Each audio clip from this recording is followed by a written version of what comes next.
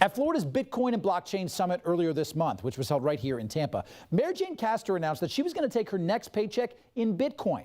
Miami and New York's mayors, they recently did the same thing.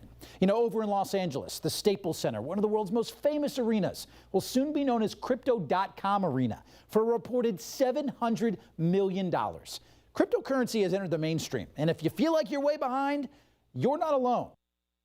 The crypto breaking above $60,000 for the first time since April. And I think Wall Street and institutional adoption and mainstream adoption has played a big role in pushing Bitcoin up this far.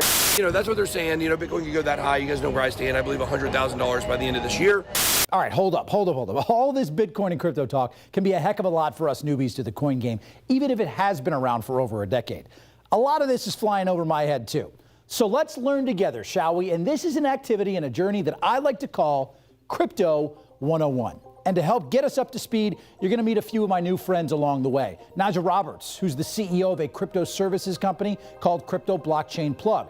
Mark Palumba, the founder and chief investment officer at Delta Core Capital, a hedge fund for digital assets based right here in Tampa. And you're also going to hear from my friend Nick Agar, the founder of Axia, an ecosystem and nonprofit for hyper-deflationary virtual currency. To make this easier, we'll break it down into 4 parts. What is cryptocurrency? How can I buy it? How safe is it? And am I too late to the game to get in? Bitcoin, blockchain, Coinbase, Ethereum, to the moon. It's all a part of the crypto vernacular. But let's get down to the basics. What is cryptocurrency? In simplistic terms, it's essentially a peer-to-peer digital cash system that's decentralized, so it doesn't go through any bank, government, or third party.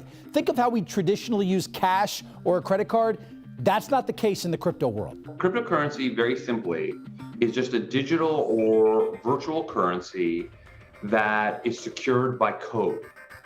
And this code makes it nearly impossible to counterfeit. And these currencies run on something called a blockchain. And a blockchain is essentially a distributed ledger which these transactions are being tracked.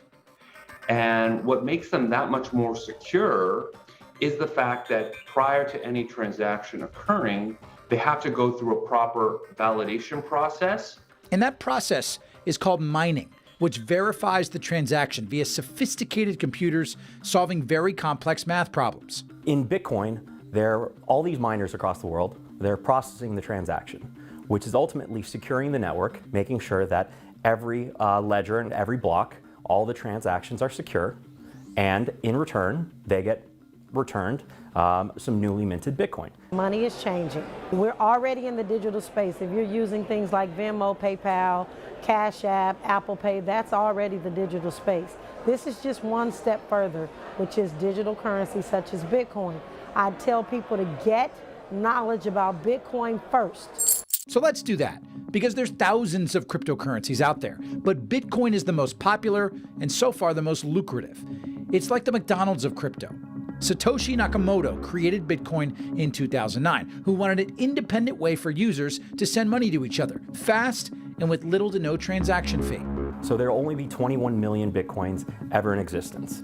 And the way that that works is they're slowly trickled into the flow of the system by miners, decreasing every 4 years until 2041. So they're limited and clearly in demand, with Bitcoin exploding over the last decade. Case Bitcoin says its 10-year compound growth rate is unmatched in financial history, nearly tripling your money every year for a decade. Okay, so now that I've got your interest, how do you buy, trade, or sell crypto like Bitcoin? Always make sure you're using a trusted exchange and something that with a lot of security. In the United States, the biggest exchange is Coinbase. So Coinbase is usually typically the biggest and easiest way for new beginners to get into the market. Similar to, let's say, when you open a bank account or when you open a brokerage account, you go through a registration process at one of these exchanges. And then after you complete that registration process, you would be receiving one of these cryptocurrency wallets to then go into the market and purchase whichever crypto you wanted to buy at the time. So now that you know how to buy some, how safe is it? Well, the Federal Trade Commission says consumers lost north of 80 million on crypto scams during the back end of 2020 and the first quarter of this year. But experts say that has more to do with a lack of research and knowledge than it does with the crypto process itself. Blockchain technology is known for its unparalleled security. The user, like you or me, has their identity protected, but all transactions are made public, making it nearly impossible to hack or cheat the system. And with thousands of miners keeping track of the transactions and having to show proof of their work to get paid, it increases the security.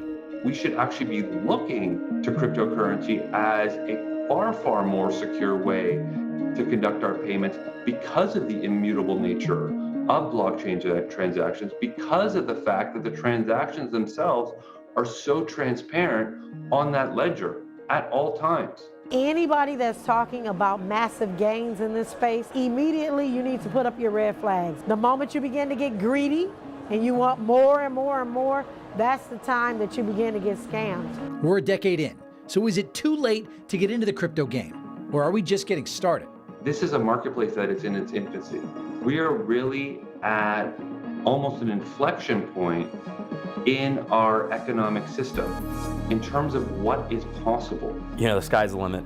You know, it's incredible. You know, we're only scratching the surface on the technology and the tools that, the solutions that this can really offer. You know, 5-10 years, I don't think we'll really recognize a lot of the difference that it'll actually make in how we not only transact, but also do things on the internet. This space is still evolving, but there's no doubt about it. Crypto is here to stay. Naja, Mark, and Nick all shared the same key pieces of advice if you want to start investing. Number one, do your research and educate yourself before you invest. Number two, don't put in more money than you can afford. And lastly, look at this as a long-term investment, not a get-rich-quick type of play. And that, my friends, is Crypto 101.